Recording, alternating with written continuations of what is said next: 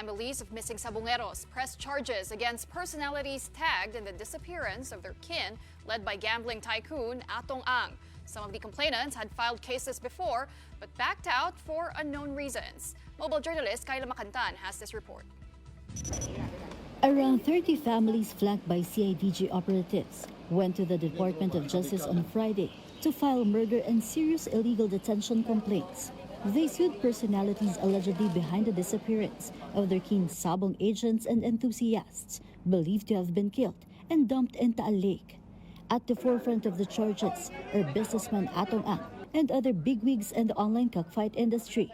Ang mga kinasuhan po namin, siyempre yung aming talagang matagal nang hinala si Mr. Atong Ang, kasama sila Eric De La Rosa, RJ Mejia, at saka yung mga pulis, si Attorney Caroline Cruz. Ito yung mga kasama po dun sa aming mga complaints.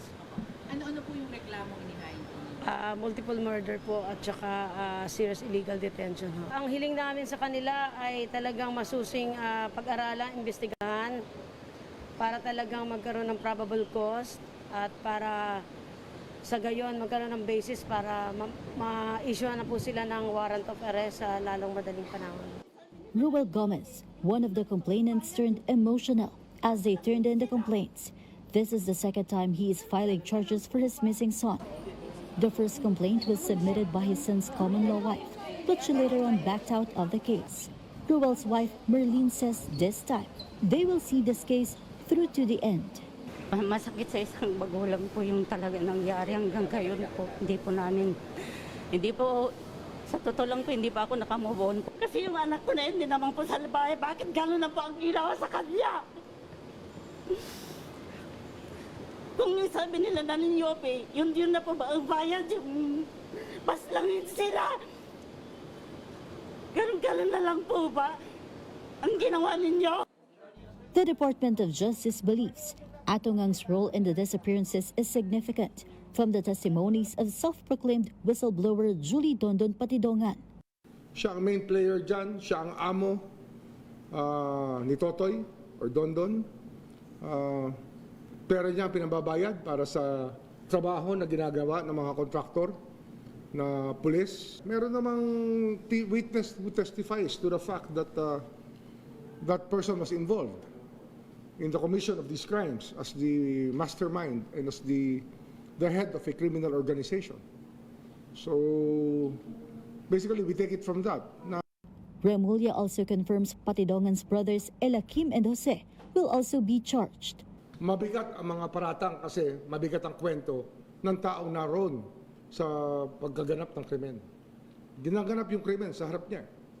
At marahil kasama siya roon.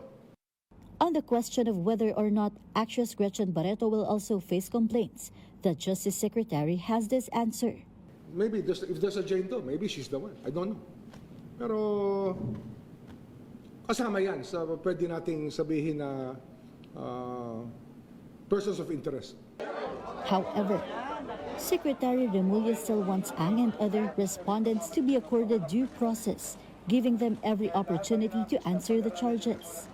No, fair naman tayo eh. Hindi naman tayo, we do not condemn without listening eh. Ang mahalaga, due process, di ba? No person shall be deprived of life, liberty, or property without due process of law. According to State Prosecutor General Richard Fadulyon, they have to first evaluate the affidavits of the families. If sufficient evidence is found, preliminary investigation will follow. Once the initial probe starts, that's when respondents will be called in. During the evaluation, it's only the party that is filing the complaint, whose evidence is presented to us, that will be considered. Yan lang yung tinitingnan natin. Natitingnan natin kung sapat na siya. Kung sapat na siya, then saka pa lamang ito may re-refer for preliminary investigation. At doon na po hihingin yung panig naman ng kabila. Mobile journalist Kyla Macantan, We Are One News.